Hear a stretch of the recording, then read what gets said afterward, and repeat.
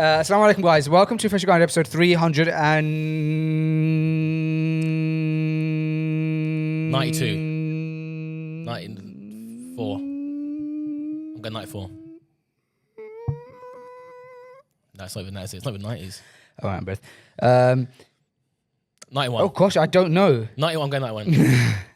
I have to find the last one that we named with the number. Named with the number. 387, 388, 389, 91? 390. I think this is. Okay. Does that add up? It's episode. I need episode 400 to fall on 400. Coincidentally, 10 away from 400. Yeah. I need episode 400 to fall on 400. So if this is 90, 91, 92, 93, 94, 95, 96, 97, 98, we have to basically record one extra. Is it? I thought we might go the other way. It's almost perfect. No. Okay. But that's fine because a lot of weeks we have like an episode with you and I, and then we have an episode with a guest. But guys, before we get into this episode, I want to let you guys know about a couple of things, a couple of bits and bobs you might have seen on our socials that we've launched. Episode 400 live event, Freshly Grounded, live in London. There's around 400 seats available, and it's episode 400. And we're coming to the Shaw Theatre in London. It's our first live event in 3 years, guys. So do come down. If tickets are still available and you're watching this, go grab a ticket at fg.live. That's the entire link. People have been confused with that link. I thought I was making people's lives easier with that link, but I absolutely was not. Go to fg.live, put it into your browser, and we'll take you to our ticketing page. You grab a ticket. They're £20 a ticket, but right now, if you type in the code EARLY, you get early bird ticket for £15. So you save yourselves a £5. Grab yourself a bag of chips on us, or as they say in Australia, hot chips. And yeah, so that Fajr Live event, guys, FG.live, you'll see the familiar faces of FG live on stage on the 10th of August. That's Sunday, the 10th of August. Also, we've been posting content on FG. You guys might have seen. You had so many people, Kaya, say to me, outside the mosque and elsewhere. We're seeing so much more content. Alhamdulillah. And that's because of the great team that we have at Freshly Grounded. Alhamdulillah. And we're posting even more content on our Patreon. So guys, do go support us at patreon.com/Freshly Grounded and get more content. You get an extra show of Freshly Grounded, which is called, they've named it now. Oh, have they? Studio B. Okay. Yeah, you look upset, I that wasn't my idea. Yeah. I just said I liked it. No, you threw your weight behind that. I did. You threw your weight behind. They had 10 options. Do you know what, though? It's annoying. Is that obviously, I know they take it seriously because my opinion has weight, which is annoying a bit. Yeah. No. No, it's a little bit annoying. I didn't mean to be like, oh yeah, because everyone else votes. Anyway, they haven't confirmed it, but I think it's going to be called Studio B. And it's on our Studio B. Yeah, that's true. And it's Suleiman and Johan, and they have a lovely natter. They look at Reddit articles of Muslims. It's just so much fun. It's so funny. And you can watch that every single week at patreon.com/Freshly Grounded. It's £5 a month. And guess what, though? If you comment on a Patreon clip, how does it work, Ibrahim? If you comment on one of the Patreon clips on Instagram and you type in something So if based on the Instagram posts that we do that are Patreon clips, we will have on the description a certain word that you can comment. If you do that, we will automatically send you the link to sign up and get very quick access straight into the Patreon without too much hassle on your end. And you get 90% off first month. 90% off first month. Yeah. So That's a deal. Yeah, that's the maximum discount we can give. And you know what? Shout out to Johan and Suleiman because they're really, please shout them out. Yeah. They're doing a great job, man. Incredible. I was here the last episode they recorded, which I don't think is out yet, but I was cracking up, man. Were a you? few times. Yeah, they're getting to the flow. I haven't watched it. They really are getting to the flow. Like, we put them two together, like, that was a little bit manufactured, right? It's like, we think he's got great personality, And yeah, they really gelled well. They really have, man. And yeah, the whole like Reddit thing is funny. And you know what? It's not even... Along Barak, they've both got such good personalities, different personalities. They've got such good personalities. There's that one comment that really like got to me because it was like Johan was like reading out a Reddit like post, and they can get quite lengthy. Like they're going into detail about this happened in the marriage and this happened, and then like he was reading maybe for about 2 minutes, and then like so then I was basically like, bro, I was zoned out. I was like, they're really good to get that, and also like the age difference is nice. Yes, because Suleiman, there's like 10-year age gap, and so because Suleiman's 25, and Johan's like mid-30s. Oh, I thought Johan was about same age. Oh, no, I'm Barak. Yeah, man. That's he'll be happy to hear that. Imagine if I'm wrong. I'll tell him. I'll tell him that to his face. Yeah, well, I mean, this is being recorded, so he'll definitely see it. Yeah. So, guys, anyway, go join us at patreon.com/guided, and I'll keep the announcements there for now. There's a few more, but I'll let you guys enjoy the pod. So, without any further ado, this is the pod. We are in the pod zone now. Yeah, welcome to the pod. Yeah. Okay. We have an ENAT doc. I can see yours is open already. Mine sort of morphed into my WhatsApp now, but I should share it with you. It's still an ENAT doc, though, isn't it? It is, yeah. At the end of the day. I should share it with you, though. Maybe it's fine. Maybe we should have a WhatsApp conversation. Yeah. We should have a WhatsApp group with two of us. Actually send things to each other. Yeah. That'd be good. But I've got some notes as well, so it's fine. I thought I'd get started with something that was on my mind. Go on then. Or Rude. do you know what, bro? There's something weirdly, it's a bad habit, but recently I've fallen into the habit of going deep into what is it called? Deep into what? Rabbit hole? Rabbit holes. That's exactly what I was looking for. Jazakallah khair. Kaya Ismail with the words. It's almost like you have a Wordify company I may do. Yeah, you have Wordify.co. Wordify.co is Kaya's copywriting marketing agency. So I've been going really bad habit. But at Fajr time, I've been, like you're trying to wake yourself up and stuff.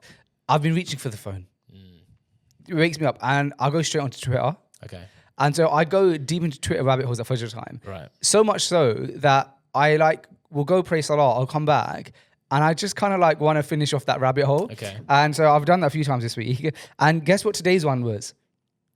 Today's one, I found out that, the shoe company UGG, Uggs. Yeah. Are they still about? Yeah. It's been a while. Oh, well, they're killing it. It's been a while. Yeah. Well, guess what? I came across an Instagram profile. You'll find this interesting. I know because he's smiling already, Ibrahim. I came across an Instagram profile called Uggs since 1974. Okay. Yeah. And I was like, that's weird. And by the way, it's almost the exact same logo as Uggs. And the exact same shoes. And so I was like, that's a weird Instagram handle for Uggs. Like, surely this is a huge company. They could get the handle UGG or Uggs, right? Well, bro, I ended up this morning at 4:20 a.m. or something like that, deep into the rabbit hole of the litigation that is ensuing between the guys who own Uggs called Decca International something and Uggs since 1974. And so I'm about to educate you. So listen up, strap in, put your seatbelts on. I'm about to take you for a ride. Yeah. Right. So turns out that Uggs Stole it. are a general term in none other than the land of Australia. Am I right, Ibrahim? Oh. Isn't it? You didn't know that? Uggs. Yeah. Because you wear Uggs in the Arvo and stuff. Yeah, as in. I see what you did there. Wait, so what do you mean? So here's all the knowledge that I gained this morning, right? Okay. It said that Uggs is a general term in Australia to mean like these slippers or shoes or boots that have sheepskin interior. That's correct. And they date all the way back to the war when pilots would wear them to keep their feet warm, right? Yeah. However, more commonly now in modern history, they basically were created for or utilized by surfers in Australia to keep their feet warm after said surfing. Okay. And so these shoes are unanimously and generally, apparently, used as a general term in Australia, Uggs, right? For those kind of boots. That's correct. Is that right? That's right. Yeah. Right. That's Australian confirmed. Wait, Yeah. so what Uggs are you referring to? Oh, wow, you've just gone and Oh wow! Look how interesting that is. That is interesting. So hold on, you're not aware of the fact that Uggs are a brand, like as a like they're like An American brand. An American brand. Yeah, selling what? Uggs, Oh wow, what you so know as Uggs. interesting. Sorry? Yeah, so we know Uggs. This is so interesting. This is isn't it? interesting. Yeah. We know Uggs as a company that sell those Ugg boots. They sell Yes. As one but we singular use them as a company. general term. You know the Uggs as a product, as a No, as not even a product. We know it as a product. Yeah. He knows it as a piece of culture. cultural thing that you do. It's so that we know Uggs as a company who we thought invented that style Of shoe. cheap interior, Yeah. and like a brown sort of suede-ish outside, and we thought that was their invention, and that's the brand. Yeah. But for you, it's not a brand, and I don't think it seems like they even launched in Australia. It seems like. No, they have it. I'm going to educate you on that. Okay. Wow. brother. This is a great. But rabbit hole, basically, man. it's like us knowing Uber as a company But you knowing it, no, that's not a good idea. No, That's I'll not tell you good what it's like. It's like the Kandura here being launched in like the Philippines, and the company's called Kandura, and all the people in the Philippines think that's a new invention by them, but it's like, oh no, people been wearing this in I get what you mean though. for generations. Let's give more examples. It's like a microphone. Right. So anyway, so now we're up to speed, right? So modern history. You know, this is a big part of Australian culture. It's a general term. It doesn't mean anything to do with any brands. Uggs are those boots that, you know, historically were worn by surfers to warm up their feet, but now it's just like a part of their culture and they wear Uggs. You go to Australia, you see Uggs everywhere. Okay, cool. What happened then is in 1978, a man in America, an Australian guy in America sold, he would make these Uggs, like everybody else in Australia makes these Uggs, and very similar to the Kandura situation in Dubai and other Arab countries. He sold this company of his shoemaking to a American brand called Decca, or Decca International, something like that. They bought it and they trademarked the name Ugg or Uggs, right? Uggs, yeah. And so in the Western world, outside of Australia, Uggs is this brand, we know it as this brand, and they've trademarked it, but they were unable to trademark it in Australia. The reason is because in Australia, because it's a generic term, you can't trademark the generic term. I see. So they can't trademark the term Uggs in Australia. So in Australia, anybody could start a company and say that they sell Uggs, whereas in anywhere else in the world, basically, we couldn't start a company called Uggs because we would get sued by Uggs, the company. Yeah. Right. This brings us to Uggs since 1974, the brand, right? So Uggs since 1974 is a brand which is a family-owned business that's been around since 1974. Actually, before the 1978 brand that Decca International bought, it's been around since even before then. Okay. And they create what look like, bro, amazing quality Uggs, bro. Amazing quality. They're all handmade, the Uggs since 1974. They're handmade Ugg boots and shoes and slippers and stuff like that for men, women, everyone. And they take a lot of pride in their quality. And they basically are Decca International trying to sue Uggs since 1974, saying like, you know, you're using our name and stuff like that. And Uggs since 1974, this family brand is like putting up a fight, even though it's really difficult. And so basically, they're called Uggs since 1974 is their brand name in Australia, but outside of Australia, they're just called since 74, right? Because they can't call themselves have the word Uggs in them. And so it's a classic story, bro, of small family-owned business, been around for decades, fighting the big machine. And guess what? Big Ugg. I'm on the side of the family biz, bro. Yeah. I think we all are. Yeah, and so actually the family business is a little bit offended because they're like, look, this is an Australian thing. We hand make our shoes. We take a look at this. It's high quality sheep's wool versus you guys who are getting your stuff made in, I think it's like China and Taiwan or something like this, mass producing, not high quality sheepskin, and you're basically leveraging, you know, our heritage and culture and stuff like that. And so look, I'm for Uggs since 74, so much so that I didn't. But I was in the basket, bro. Oh, no way. At Fajr time. Because I was like, I want to support these guys. Yeah. And it was like 500 dirhams. And then I thought to myself, do you know the only reason I didn't buy them? So it's shipping from Australia? Shipping from Australia. Okay. Yeah, no. I would have had to. Yeah, that's correct. Go pick it up. That's right. I'll get it for you. I'm going back in August. Yeah. Well, that's exactly right. Well, so that's why I didn't buy them. This is why you've been hired. Yeah, exactly. It's all coming out now. So I thought to myself, no, why am I gonna buy the unbranded since 74 brand when I can get the actual Uggs since 1974 if I just wait until the summer and Ibrahim can go and collect them for me if I could deliver them to his house, if you would so well be, you know, if I could have the honor of purchasing something to your, you know, family's house and maybe you could bring back for me because bro, they look really good as well. They're really high quality. You got like men's. I mean, I don't want any sheepskin slippers in Dubai. Yeah, I was gonna say, but I don't know, but. So what is it? Are they slippers or like what? No, there's different styles. Because in the UK, the ones that went viral, like the women's like boots. Yeah, they do those as well. Yeah, but I wouldn't buy them because if you bought those, I'd have to politely just like leave. Yeah, for you guys, I guess that's normal. But for us in the UK, you so strongly associate that with women's boots that it would look like I'm wearing women's shoes. But they have like normal men's slippers. Yeah, that's fine. Yeah, that's right. But they're just sheepskin inside. I had them. It wasn't an Ugg one, but I had like a Ugg, the generic Ugg one. You probably got those from Australia. Maybe I did. Yeah. Don't even know. So anyway, that's the rabbit hole I went into this morning at Fajr time. All right. Discuss. So in other words, Faisal brought this whole topic up to ask me for a Yeah, favor. that's basically- That's pretty much what we're saying. Ways, bro, can you bring back a shoebox? Yeah. I know you've got limited weight, Yeah, but I need those Uggs. you're bringing all of your You know what I mean? furniture. And the thing- You're moving your whole life. you know what I But can you please bring me a pair of shoes? And a pair of shoes, not even like small, like taking like a significant chunk. No, you can take them out of the box. Yeah, okay. Oh, wow. I'll allow you. Wow, unboxing it, yeah? Yeah, but I'm not like that. You didn't unbox my USB port yesterday. Yeah, because I feel like I don't know people are like that. People are like, Tech is oh, different. I'm not like I want that, to box. Unless it's something big.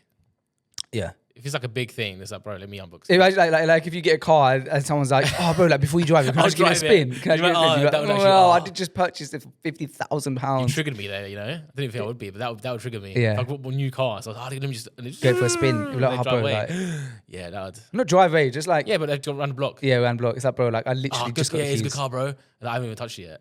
Yeah, that would that's- trigger me as well. That's got my blood boiling right now. Yeah. Damn. Except you're angry at me, but I was just giving a concept here. Yeah, Kaya. I'm trying to imagine it's not you, but Yeah. I'm not going to lie, you're in there. All right.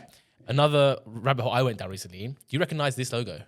Yeah, Where were you when this logo was made? Yeah, Fruit of the Loom, Fruit of of the Loom. course. I know Very Fruit of the common. Loom. You know, Yeah. do you know Fruit of the Loom in your part of the world, your part, like, neck of the woods? No, I don't. Very popular, like generic t-shirt brand. Plain t-shirts. Plain t-shirts. Fruit of the Loom. Cheap. Yeah, Fruit of the Loom. Now, here's the conspiracy. Okay. Oh, you didn't know about Fruit of the Loom conspiracy? I feel sad that we just moved on from the Ugg story because it was such a monumental story for me this no, morning. we for didn't sure. move on. We gave it a good Okay, enough fine, time. fine. Was there anything else you want to discuss about the Ugg story? I mean, Ibrahim, you're Australian. Anything you want to add? Like, Look, do you walk Sorry. around? Oh. Do you walk around Australia seeing Uggs everywhere and think that it's normal? So personally, I'm not the biggest fan, Yeah, but we do see them pretty regularly. really. And when you tell me Uggs, the first thing I think of is those boot-looking ones, Right. the ones that look like almost like look like slippers, but in a boot kind of shape. Yeah. That's Those are the ones that went viral in they're the the UK. most. They're the ones that are the most Same here. common. Same. And in Australia, are they worn by men and women? More women. Those styles. Those- yeah, those same boot here. styles. You mainly see them on women. I've hardly, if ever, seen them on men. Okay. A lot of people wear them either to just like chilling around the house, but then there's a lot of people that wear them out too. So you kind of get a mix. Yeah, but personally, I'm not the biggest fan. But everyone says they're comfortable and they're warm, especially for colder months, etc. But in Australia, does it get cold? Yeah. Is it So winter right now? In Winter, Australia? yeah. So Winter our now. winter is the opposite to, I guess, Yeah. everywhere else. Wow. Do you where- find it? You've been raised for 27 years of your life doing winter in these months, and now you're doing summer in these months. Yeah, I mean, it's nothing crazy in terms of like. No, Ibrahim, Yeah. it's insane.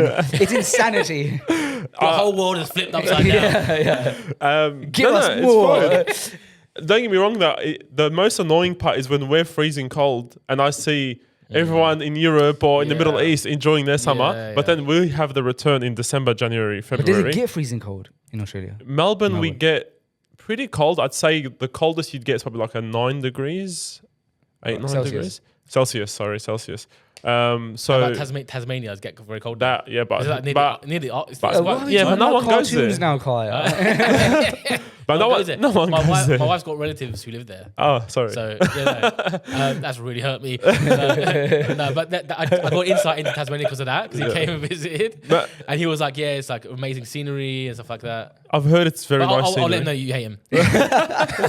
Yeah, but so we do get cold in there, specifically now. Like right now, when I'm speaking to my family, like it's pretty cold there. So yes, we do for a few months. Okay. But then we have a good spring, and then we're back straight into summer. So it doesn't go for too long, Fine. which is good. So, but you will see a lot of people wear them very regularly, even if it's not that cold. It's just common to wear them, I guess. And what's Yeah. the crocodile situation there?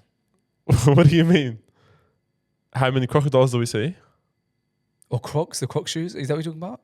Oh, Crocs. You know what I'm talking about. No, what my main question was going to be, in the winter months, does the whole like animal like attack stop, or do they still get like crazy spiders and Honestly, lizards you dragons? you hardly you hardly see any of that. I guess that the stereotypical side of things, especially if you live in like the city areas or the Okay. suburbs. Yeah, what it's saying, more if you go to the actual outback is where you Have see a lot of you that. been like camping or anything like that? I'm not the biggest fan, you know. Really? Yeah, I've kind of been, but do I regularly want to do it? Yeah. No. Does any is it a big thing, or is it like, you know what? It is. No, it's very common. Okay, There's a fine. lot of people that like to do their road trips because Australia is so big. If you do want to go out camping, you can. If you want to Yeah. go to the beaches, you can. So there's a lot of different variety for different types of people. So a Yeah. lot of people go off-roading, camping. I'm not the biggest fan, so I don't really go that regularly. But in terms of where I live and where like the majority of the population would live, they don't really see those types of creatures. I mean, yes, we see spiders, but I guess that's pretty normal. Like, it is normal. I mean, we saw a spider here the other day. Yeah, but I've heard the Australian spiders are not the average spider. The biggest I've seen is probably this. Oh, that's fine. So it's. I've seen some on the internet which is like bigger than my head. Yeah. There are those, but again, the majority of the population will not see that, Yeah. because we live in the suburbs and the cities. And the spiders' jobs are usually in the outback. Pretty much. But in the summer, it does ramp up. So in the winter, you will see less of that generally. Yeah. To answer your question, When you say outback, is that like what, a desert? The desert. the desert area. Essentially, it's the desert areas where there's not much of the population living there. It's more unbuilt stuff like that. So I saw someone posting something about an Australian road where it was like between two major cities. I'm not sure which ones.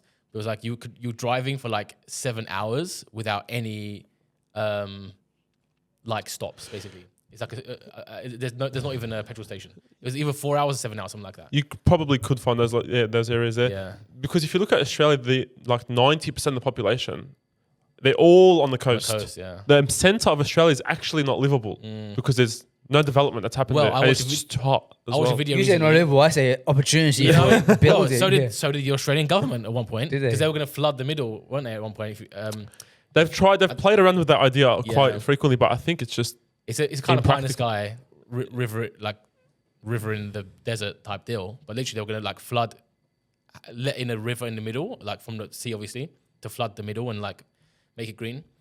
But it didn't happen. Yeah. Right. I'm satisfied now with the discussion. Yeah. So now you can carry on with Fruit of the Loom. We really, we went into that's fine. the we Fruit moved of it. Loom. Yeah. Okay. Now the conspiracy of the Fruit of Loom is This has piqued my interest. now this isn't just limited to Fruit of Loom. Other people they've said this about other things. And there's I forgot what it's called, but it's basically Gildan? What? Oh no, sorry. No, the conspiracy's got a name to it, right? Okay. Where it's basically things where people remember that it was there, but then it's not there anymore. But actually, officially, they say it was never there. So, for example, in this logo, they've got this brown vegetable at the back. Yeah. Everyone says they remember that vegetable was part of the logo growing up, Okay. right? But the modern logo is like this. Yeah. And Fruit of the Loom said we never had that as a logo. That never existed. But isn't that just something that can just be checked? Like, doesn't anybody have an old T-shirt that has it? That's the part of the conspiracy is that people were not easily able to track down that it was there. Okay. But multiple people were saying, no, I remember it. And so, so people did eventually find things, but then officially Fruit Loop came out and said, that's not real. That was never there. And so basically this has become a phenomenon where it's not just Fruit Loom, it's other things as well. Logos, cartoons, stuff from childhood. Where it was like, oh, in that cartoon, there used to be a character who was wearing glasses in that cartoon. It was like, yeah, I remember him. He had blue glasses. Yeah, he had blue glasses. Blue glasses never existed. And so Fruit Loom has sort of gone viral with this. Where That is interesting, isn't it? Because you think that those things would be find outable. yeah, but because it's like it's usually niche things, or it's like it wasn't like a major cartoon, but people remember something very specific about that thing. In this case, this brown thing on the logo. But officially, the company says it didn't exist, and there is now actually a legal battle going on to prove that it did. Really? Yeah, legal battle. You know, People got insane. when it comes to Fruit of the Loom, I have a strong childhood memory of one point basically. A like distant family member basically had come to our house with a catalog, a Fruit of the Loom catalog. Oh. Now in hindsight, the guy was probably a Fruit of the Loom salesman, He right? seems like it, yeah, like working for something. But I just remember at the time, like my mum being really excited that like she's got access to this like huge catalog of like loads of clothes that are like really decently priced, and then we. She put a big order in, and we had like loads of Fruit of the Loom, like plain clothing, and it was great. Like we had these hoodies and Your stuff relative like never that. came back again. Yeah, it's like turns out he's probably just a salesman on like just a really good job. He got you good. I have a very strong memory of sitting, in the living room with this catalog, all of us as a family going through it, like Argos looking at all these things, catalog, and like just like listing down what we would want. Interesting. Yeah, I didn't had a catalogue. Yeah, well, you guess I obviously didn't don't know sales people, salesman. Yeah. It was a sales guy. So yeah, I'm very well acquainted with Fruit of the Loom, and actually, for the longest time, some of our freshly grounded like staff gear is Fruit of the Loom as well. But for the most part, we've switched over to a company called Unique, Uneek, because that's Muslim family owned. We actually know the brothers so that was we know the brothers whose granddad started that business. Wow. And so I just try and tell people, if you're going to get clothing from a staff for your staff or like one of these companies, there's websites like Clothes to Order and all these other companies that exist that sell batch plain clothing that you can get stitched and embroidered. And I always say try and use a company on there. You'll go to brands and there'll be a company called Unique, UNEEK, because it's Muslim owned, really good brothers, practicing brothers, and it's like they're like third generation now. So it's pretty impressive. So we use like our. Is this the one? That's correct. Yeah. Oh. Do you know those guys? No, I've never seen them before. That's why I was. They're really I was big interested. in the UK for a long time. Do you have a go-to manufacturer of plain clothing in Australia? For me personally, It just is there just list 4 of them right now. is there an industry leader in this sector in Australia? I go for Uniqlo. Yeah, a lot but of they're not. We're dealing with a Yeah, Uniqlo oh, guy. sorry. Yeah, sorry. We're Uniqlo's a the bit, Loom. yeah, Uniqlo's like a step above, isn't it? It's Yeah, a bit more Uniqlo's premium. like an actual retailer. These guys are like. Oh, the actual literally- clothing brand Yeah, they're the itself. manufacturers, I think, right? Maybe all. It's like, let's say, for example, if you owned a business in Australia and you wanted to order a bunch of plain clothes to have stitching done on them right? with your logo, who's the brand that you'd go to? It's probably just a bunch of small businesses. There Yeah. isn't really one standout Fine, one. okay. And to be fair, Yeah. that's the case in the UK. I think I just found a gap in the market in Yeah. Australia. Uggs. Yeah. No, yeah, that's kind of the case in the UK. I guess Unique also there, but yeah, for a while, Fruit Loom just like went viral. I don't know why. They had good salespeople. It's kind of I like think everyone knows a different small business who would do that for them. To be honest, they don't. In Australia, there isn't really one standout. Like, everyone goes to this one. Right. I think the market is kind of like, what is it called? A polygopomy? Wow. Is that what it's I've got called? No idea what it is. Which is like when two brands own the market. No, that's a duopoly. Oh, is it? Polyglopoly. Would be, Polygopoly. yeah, duopoly is too. Duopoly is But I'm two. assuming poly would be. Poly would be Three? polyopoly. Multiple. Three? Yeah. I don't know. But if it's a That's multiple people duopoly, I ones. think, Duopoly. between Faisal tried to sound smart. I did, yeah, and I failed. Between Fruit of the Loom Yeah. and Gildan.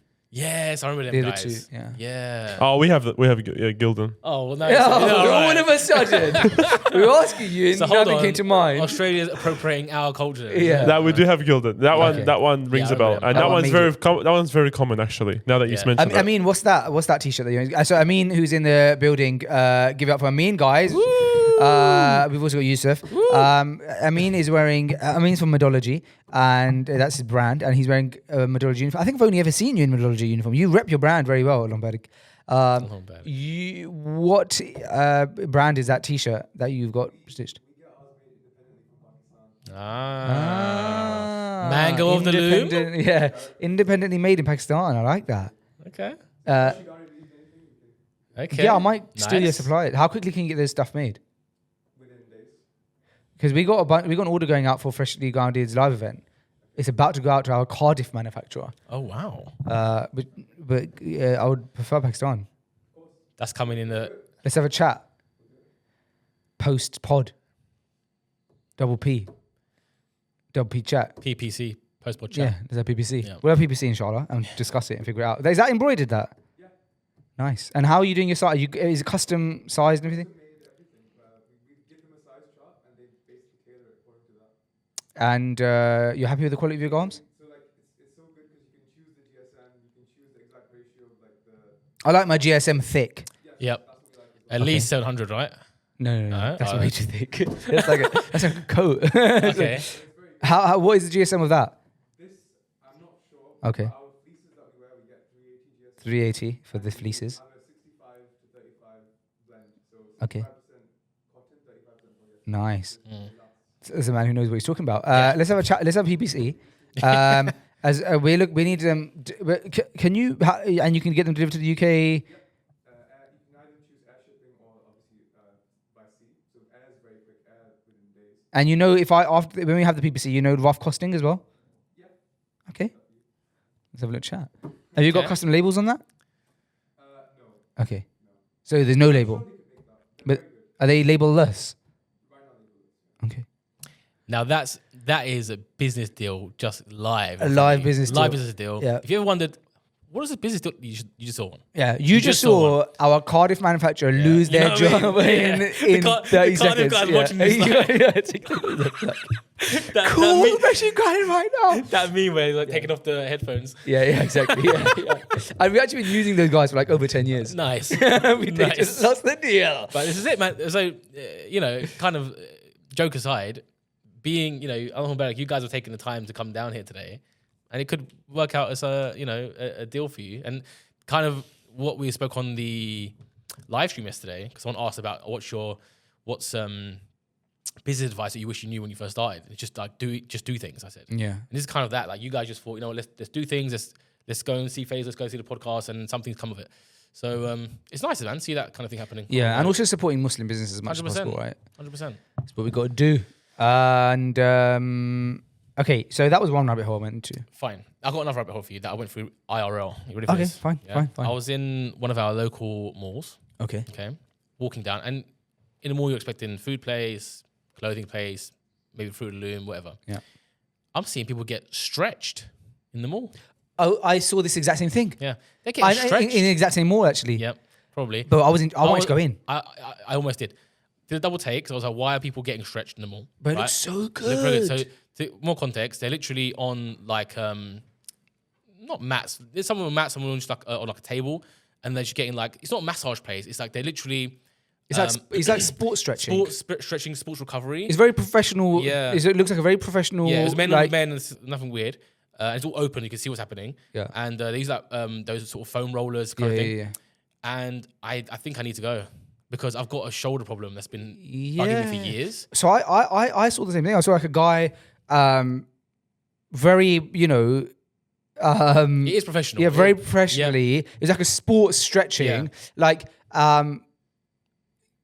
it looked like a sick shop. It did. And it's like a live... There's no way we'd be explaining this way. It's like, it doesn't sound ridiculous. This is why I'm bringing it up because I did not expect to see this in the mall. Yeah. And so the presentation of it is very interesting because usually in that kind of environment, it's like, oh, you need a sports recovery session, massage session. You're going to go to like a back room. And it's going to be like a private thing and whatever.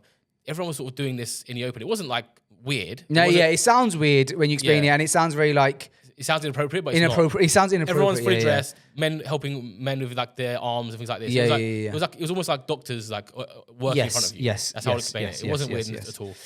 So you know what's interesting, bro, is I started taking stretching seriously. Think of what you would of these two people. This is not an endorsement for them, but it's just where I found out about the stretching thing. One was when I was listening to years and years ago.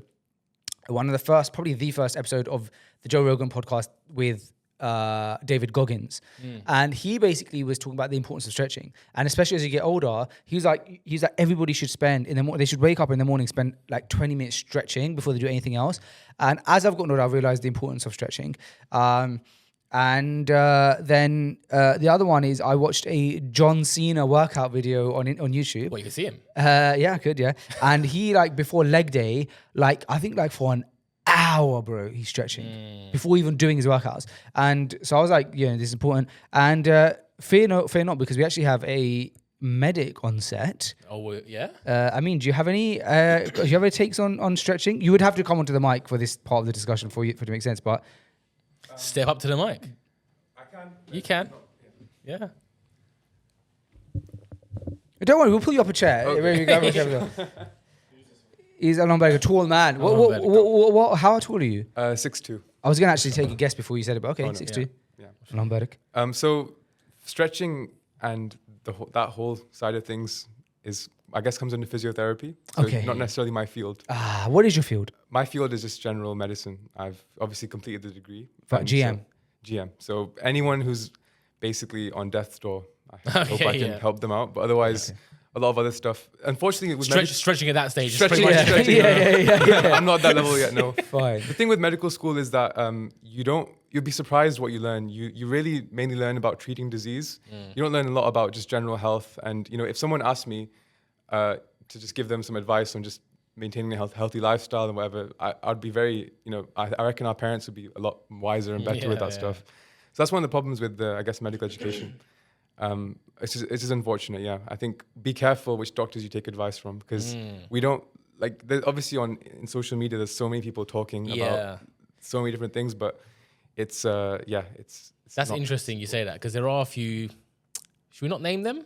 Oh, I won't name them because I think might be a bit harsh here. Yeah, don't name them. Yeah, because there are doctors on social media who've gone viral in the West, in America, things like that, and like their specialty is actually like one thing, but they talk a lot about things that are not their specialty. Yep. Yeah. And a lot of it. That's a big red flag. Yeah, and a lot of it's based on like their own. For the last 6 months, I've been using this supplement. Now here's what I've noticed. It's like, it's outside your specialty, and it's like literally your And data you're of one leveraging the fact that you're a doctor. and you're leveraging the doctor, and you're openly saying that the data is based literally on you only. Yeah. So it's like, why are you kind of giving this advice? This kind of feels weird, but let me implement it anyway. Yeah, So- I do like a good specialist. Yeah. I'm a big fan of specialists, even if they're not a doctor. Like, Yeah. I'd rather go to a nutritionist for nutrition than a doctor for nutrition. Yeah. For the most, if it's like, oh, that's the blanket statement. That's not true. Not more context is required in that, but for the most part, I don't devalue somebody because they're not a doctor. They might specialize in a certain field and know more about that specific field. Now you'd be surprised, like if you see healthcare in action, how much advice doctors take from the team around them, physiotherapists, dietitians. Like it wouldn't work. Like I think people go into medicine with that superhero complex that they think they're going to be a doctor, they're going to be superhero, but your team is everything. So Along back, you know what? Huge respect to you, bro, because we brought him on just then to say something, and you could have said something generic, you could have said something that maybe you weren't qualified to say, but you actually said he very, Amin's a professional, very diplomatically and very well put that, you know what, it's actually not my field, and surprisingly, most doctors don't have that kind of general knowledge like that. That just makes me trust you even more. I appreciate And it. now we're putting in a big order. Yeah. Well, by the way, 2 t-shirts I don't make anything from the Look at that, just sincerity, just sincerity from every angle. It's not about that, no. But God bless you, bro. Just however we can help, we'd love to help. Amazing. Thank you so much. Amin, ladies and gents. We'll inshallah have you on the podcast hopefully one day. We'll make it happen. You're gonna be back and forth. Inshallah, yeah. Inshallah, we'll make it happen because I would love to have an actual episode with you. But anyway, Kai, so you were going down this rabbit hole. You saw people stretching. Yeah, so I'm just thinking like I want to go. It did feel a bit like intimidating because I've literally never seen a shop like this. Yeah, you can see it. That's the weird thing. It's in a mall, right? So immediately it's unorthodox for like physiotherapy or whatever it is. Yeah, I'm gonna be put on show like some sort of farm animal. I'm gonna be in the window. You are. Getting manipulated and like that's weird. And so but I do want to go, and I could go somewhere that's like not on show, but I'm not gonna lie. The brand and the way it was all set up, it looked really good. And I want to get involved. And my shoulder's not good, man. My shoulders popped out regularly. That's really interesting because So I know another person Only's like that as well. What is it with my friends and shoulders? I don't know, mate. Just head, shoulders, knees, and So toes. why? What's going on? Let's diagnose you a little bit here. Yeah, please do. So by the way, Suleiman's walked into the building. Assalamu alaikum, Suleiman, welcome. Feel free to. We haven't got a producer's cam and we don't have a second mic and all that kind of stuff. We've had a lot of producer interaction here today, so feel free to set up a third camera and jump on if you have. But it looks like you're busy. Do your thing, bro. Do your thing. Whenever you're around, it's fine. How did your biometrics go though? You done, yeah? Fine. You must be well rested, bro. Yeah. Actually, no, he was here last night late doing his thing. Right, I'm here. Look, I'll just give you some accreditation. Yeah, we've got me in the building, who has interviewed doctors. Come on. We've got Ibrahim in the building, who has a family history of nutrition. Wow. And we've got Amin here, who is a GM, a general medica. And so with the three of us together, I think we can help you with the shoulder issue, at least with the diagnosis. So go ahead. So, I used to be a goalkeeper, and coincidentally, me and Ibrahim playing football tonight for the first time together. You got in. Come on. Congratulations. Thank you. So there we go. Maybe get some good content tonight, maybe. Yeah. Your first game. I used to be a goalkeeper when I was in my younger years, and after maybe 3 or 4 years of doing it, I dived once and my shoulder popped out. Yeah. Popped out for maybe 3 or 4 seconds, went back in. How did it go back in? Naturally? That by itself. So basically, once I sort of sit up, it just like pops back in. Okay. Very weird. That was the first time it happened. Kind of shrugged it off. Literally played on. Didn't even leave the pitch, right? But then over the course of like a year, 2 years after that, it happened like 3 or 4 times where I dive and it'll come out, go back in. And so one time it happened, I fell on my arm, and it stayed out for a good like minute and a half, and that was really painful. But then, again, when I repositioned it popped back in. But then I thought, okay, I need to stop the whole goalkeeper thing. But it has never, I think from that day, it's not been sitting right from that day. So maybe 10 years now. So literally, if I like, when I sleep, I have my arm under my pillow. And if right now, if I have my arm up here, I could feel that it's like not right. I could feel the tension and pressure in there.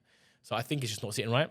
There'll definitely be a, worst case scenario surgery that could fix that. There is. So why don't you opt for something like that? So there is surgery to fix it, and most ligament issues, it can fix with surgery. However, they always say it's not a total fix, and it can still happen again. And if it does, you're back to square one. So they never guarantee. But doesn't it take that away? Best case scenario, it fixes your issue permanently. Best case scenario, well, they pretty much say to you in so many words, it's not permanent. Like it almost certainly will happen again, especially if you fall in it again.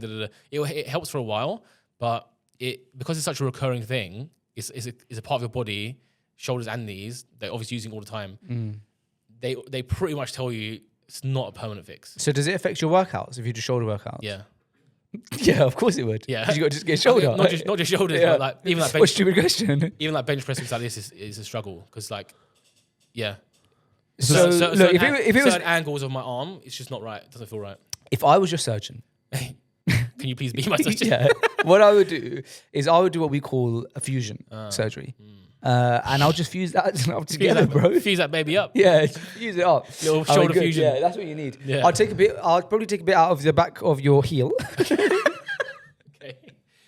I'd use that for fusion. Am I right? I mean, close. Yeah. All right. Okay. That means that's approval. He's basically said I would get him in trouble, yeah. man. We don't want to get him struck off the. That was a hard medical pass from. Yeah, him. so he doesn't approve. The only actual doctor in this room has disagreed with me. Sorry, I just want to say one thing here with this shoulder situation.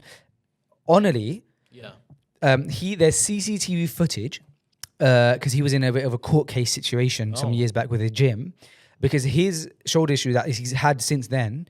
But basically, his happened because he was doing shoulder press on a gym bench, and the bench. So as you know, we're all yoked in this office, so we all know what we're talking about here. But you know how like with the gym, the bench is on an upright angle when you're doing shoulder press. So you're doing dumbbell shoulder press, and the bench gave in. The back thing, and it like loosened, and his shoulder, and while he had the weight on it, and he was lifting heavy, and his shoulder just and he dislocated his shoulder, and since then his shoulder's never been in good condition, and so his lawyer or whatever actually managed to get the CCTV footage of the gym. So it's about 10 years ago now, but you could see, we could try and get that footage. That'd be great at some point, in future. I'm not sure how it helps my situation, but I'd like to see it. But it's just interesting that he's got the footage of the very moment his life changed. Fair. I wouldn't mind having footage of me. First time happening, but here we go. Yeah. But yeah, it's just like, it doesn't feel, I imagine he's got the same thing where it doesn't, you could just feel that it's not sitting right. And the issue is going to be, I'm going to go in there and say, look, we can fix it, but we have to take it out and put it back in. So so are you saying with this stretching thing, are you saying that that's what makes you apprehensive about going to get stretched? I think to fix my problem, it's going to be a painful one. So do I want to do it in the shop window? That's the only question. That's the only question. Yeah. So probably not, but you might be walking through the mall one day and just see me like getting my arm twisted in. Yeah. You never know. You know, it's and if that does happen, please record it. Yeah. Some behind the scenes, freshly grounded vlog. Yeah. It's very, like you were saying before, it's very common with shoulders and knees. Yeah. Even like, for example, with footballers, usually when they have a bad knee injury and they have surgery on it, it's very common for it to reoccur later. Or even another odd thing that happens is because that knee becomes naturally weaker, they put more pressure on the other one and then end up injuring the other knee because of that kind of strength difference. So I guess I'm assuming shoulders will be something similar as well. Yeah. It's common, man. Because when you damage a ligament, a ligament is almost like an elastic, but it doesn't stretch back.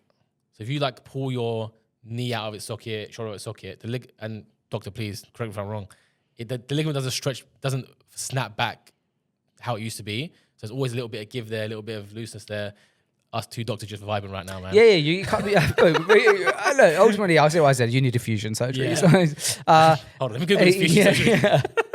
On that note of like, once you injure something once, it never gets back to full capacity. Back in my boxing days, I rolled on my ankle. Boring. And typical what happens with your ankle, we've all done it probably, it blows up and it's like a tennis ball on your ankle. And then, you give it 2-3 weeks and it goes back down. But since then, I've rolled my ankle maybe 2 times after that. I think both times at football. And basically when I went to the doctors, the third time it happened or something, I was like, man, like this is not the first time this happened in my life, man. This ankle's like, I've rolled on it a few times. And the doctor said, once you roll on it once, you're way more likely to roll in your ankle again and again and again. Yeah, you just rolling with it now. I'm rolling in it. Yeah? Talk that rock and roll, baby. So he goes, you got to be careful just generally in life. Like, even like sometimes you might be walking the pavement and it gives in because it's just way more likely. I hate that doctor. I'm not joking. But yeah, so he was a better man. Imagine someone walking down a pavement, just like normal walk. It's like, damn it, again, I'm another 3 weeks, I'm out. So I have a weak ankle because of that. And so there's been a few times that paddle in Dubai where I've like felt like, whoa, that was a close one. Like, I haven't rolled in it, but I'm like, whoa, I was about to roll. Yeah. So I have a couple ankle support apparati in my house. I don't actually use them anymore, but I should. I should wrap that ankle. Yeah. Footballers are wrap ankles, don't they? Isn't there one football, like I think maybe Harry Kane, who's like notorious for just strapping that baby up? Yeah, I can't remember if it's Harry Kane, but there's someone who's like. There's a lot of them that strap a lot. Yeah. I don't know. A lot of them, it's also kind of like a placebo thing. I've noticed where it's like they just got used to it and now they can't play without it. Strapped ankle. I had the same thing when I used to play football as well. Now after I transitioned out field, I also rolled my ankle pretty badly. Okay. And I tore ligaments. And for a while, I was like getting tape, and you know those shin pads where it's like they also wrap your ankle. We used to wear them. I used to wear them when I was younger. Yeah. So I used to wear that under the sock, and then I would reinforce. I would put my boot on, and I'd reinforce that with tape. So I'd go around my ankle and underneath my boot with tape. So like you really wanted to make sure. Yeah, because essentially I've got a bad habit. Kai, why are all of your shots just going straight? I can't bend my ankle literally, at all. That's kind of how it was. And I was like, I was walking around squeaking. Everyone was making fun of me because like, what, you're squeaking every time you walk. But I had this bad habit of like, if I got injured, I would not stop playing. I'll be there next week. So I should have been playing on that ankle. So I was like, I wrapped it up and stuff. But it worked. Alhamdulillah, it worked. Wow. It was just, it was not good. But like afterwards, it was not good. But during. Couldn't feel it, mate. Nice. Yeah. You strapped it up so much you didn't feel it. And one time I broke my arm at a five-a-side. And then like... How'd you do that? I got tackled and I just fell on it. I got tackled and let's just say, fast forward, the arm ended up broken. Yeah. Someone had to break. Yeah. It was just a hairline fracture. Okay. But yeah, next week I was there. Oh. I broke my finger at hockey if we're confessing breaks in sports How games. was that? I don't think I've ever broken anything other than that arm, Alham Barak. I've broken a few fingers. Really? Yeah, multiple times. Did you go to doctor or that one's just like... No, hospital, x-ray, cast, because in the situation. Sling. Yeah, there was a few times where I think I sprained, like when I was in goal again, I used to sprain them. I don't think I broke them though. When you're young, you can break things. They get better, but as you get older, they struggle. The stretching thing's important though, because like right now, play football twice a week. My Achilles tendons are really not good. They need to be stretched. Yeah, you lost me. I don't know what an Achilles tendon is. You don't know what Achilles is? No, I've heard of like Achilles heel, like as a it's kind of pop culture term. Like, that's my Achilles heel. Because it's the weakest point in the body. Weakest point. Really? That's why I say it's my Achilles heel. Because I don't even know what that meant. I don't even know what it means to say that. That's my Achilles. Because it's the most like likely to have an issue. But where is the Achilles heel? It's just so where your heel connects to your calf. Yeah. See that tendon there? That big tendon. Yeah. That's the Achilles. Oh, that's what I was going to take out to fuse your shoulder. That would be perfect. To be fair, I wouldn't be able to walk, but. So what? So you say that's the weakest part of your body, but along with that, to this day, I've never even known it existed. Actually, the weakest part. So it's just exposed. But it's a common term used because it's a regular occurrence of having an injury. How can you injure it? It's like overstretching it. Yeah, a lot of footballers injure their Achilles. A lot of footballers injure them, and in general, sports players. And that's why the term "it's my Achilles heel" comes from, because it's the weak point of whatever it is you're describing. The opposite of your forte, basically. So it's synonymous with kryptonite. You say, that's my kryptonite, that's my Achilles heel. Yeah, kind of. Yeah. Nice. Mine are like just like I haven't rested enough, so it's like it just hurts regularly, like every day. And in the mornings, as you were saying with the stretching, it's the worst time. It's also like I can't actually extend my leg enough. Oh, stretching is so important in the mornings. In the mornings. In a way, Fajr is like you're in movement in the morning. First thing in the morning, you get movement. Yeah. If you're praying properly, you're stretching your quads when you're sitting in ruku. When you're sitting in tashahhud.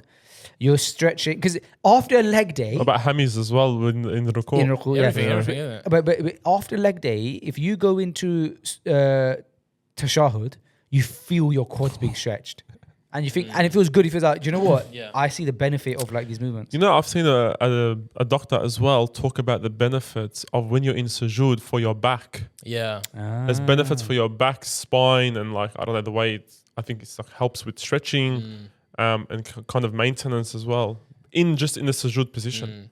So subhanAllah, like it's pretty interesting. I've also heard something similar about that with like, again, doctor, let me know if I'm not wrong right here.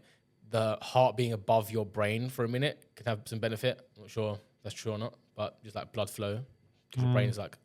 I've heard about that. Yeah. I've heard about that. Could be bro science, but... Yeah, I've heard about it. You know, if you've heard about it and I've heard about it, it's fact. That's two people on the internet.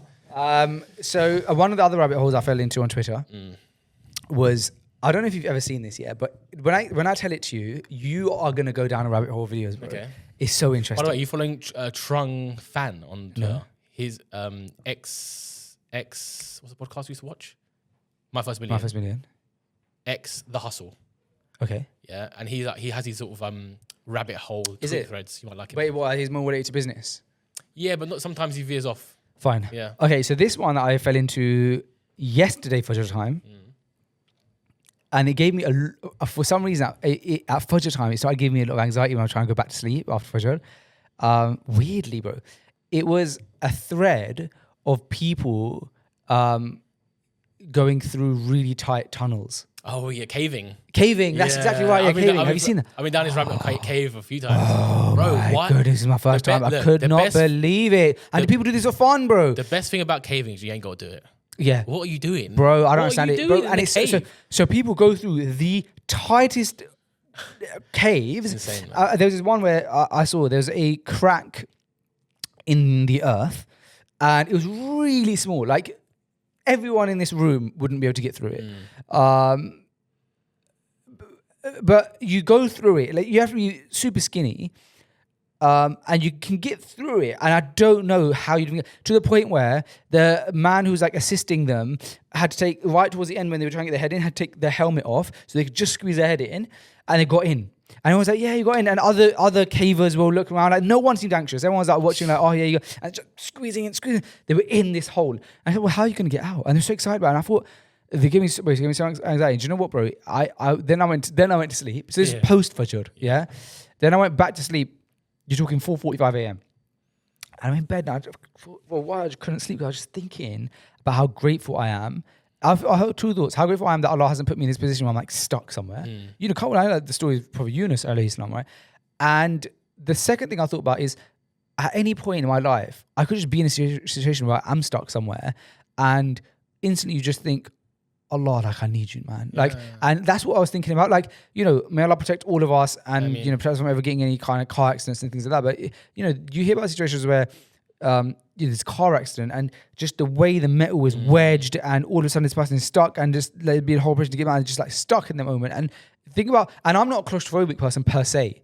I'm not saying I would like to be in those situations, but by default, I don't get too anxious. I could imagine spending like a night in one of those Japanese hotels where it's I could imagine. I could do that, yeah. Yeah, but at the same time, I can appreciate why people would get claustrophobic.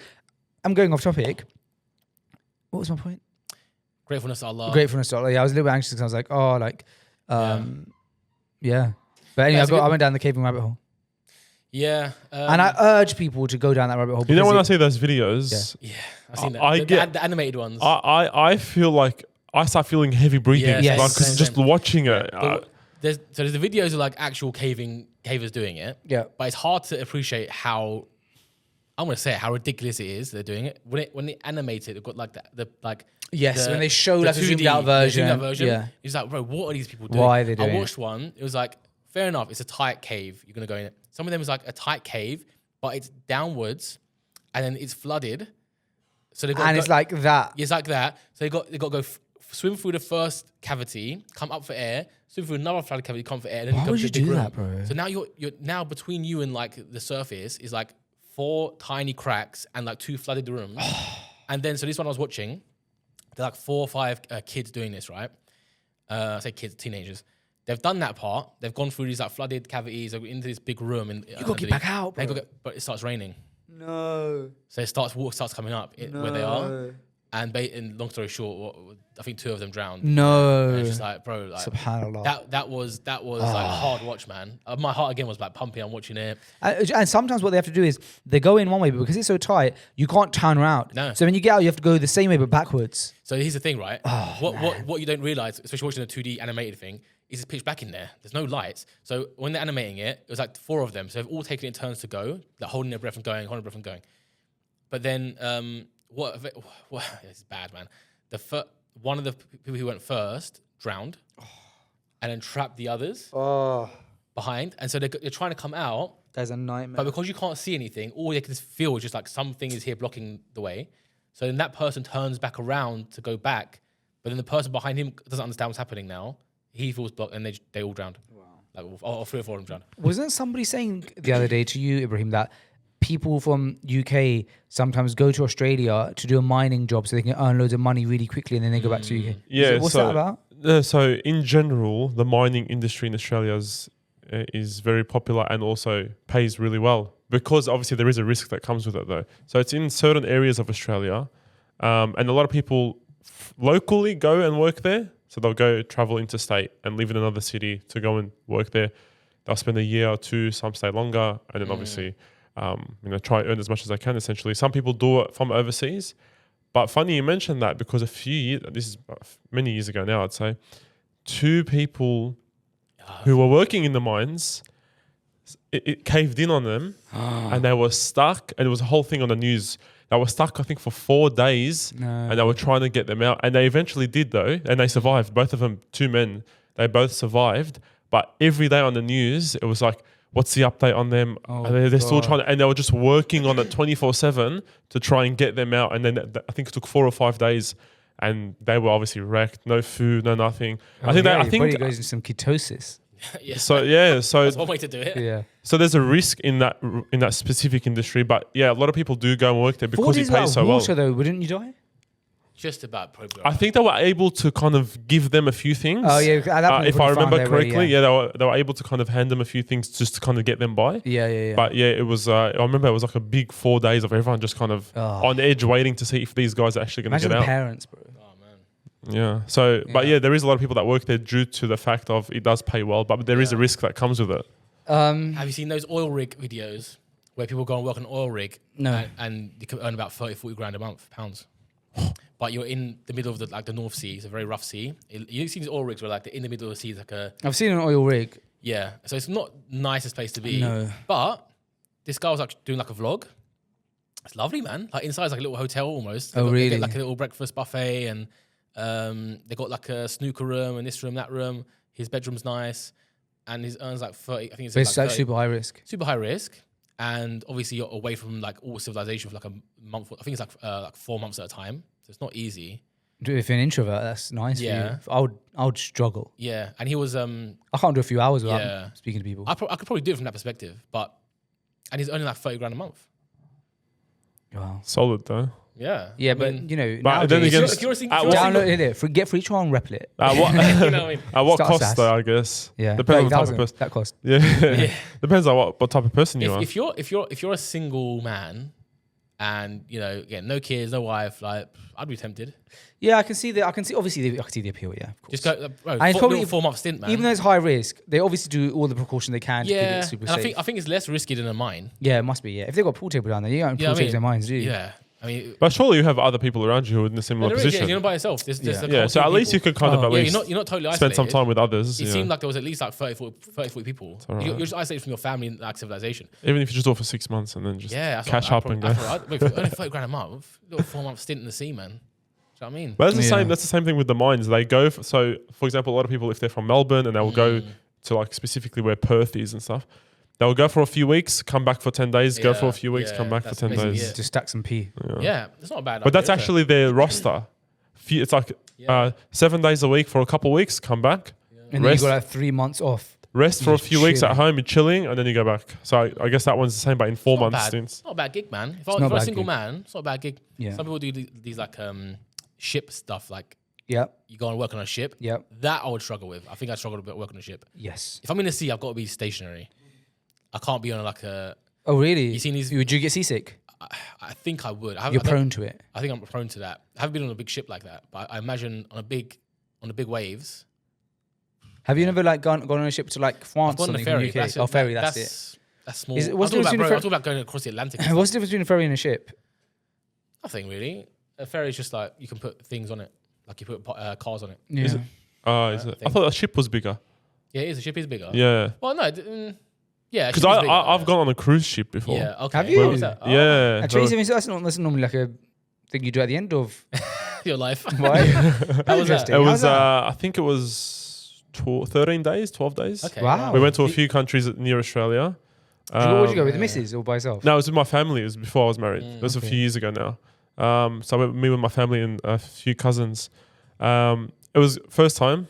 It was nice, but I wouldn't probably do it again. I think it's a good experience, but the reason why I say that is because, especially at night, you look out when you're on the deck, and it's black. You can't see anything, and you just feel the rocking. Yeah, so is it thalassophobia or is it like fear of deep water? Is that what it's called? Something like that. Yeah, I have that. But during the day though, when it's just like you're cruising and you're chilling on the top deck and there's pools and it's cool, but honestly, I just prefer to fly to the location quicker and then just spend more time there. I've stayed on a boat hotel. Okay. But it's stationary though. Okay, yeah, it's different, yeah.